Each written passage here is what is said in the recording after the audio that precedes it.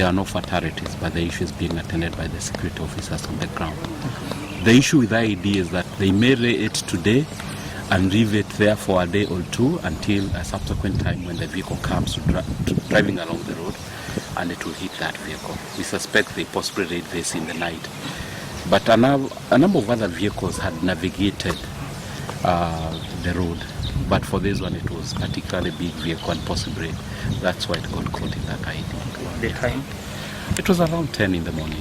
Okay. But we are attending to the situation. Okay. And there's no cause for alarm. Yeah. So the type of enemy we are dealing with, and this is what Kenyans need to understand. This is someone trying to fight an asymmetrical kind of war, guerrilla tactics, strike here, lay an ambush, lay a rad mine, all those type of weapons here. Not someone who will come in the open and attack, but we are monitoring them, and every time we get them, we normally take appropriate action.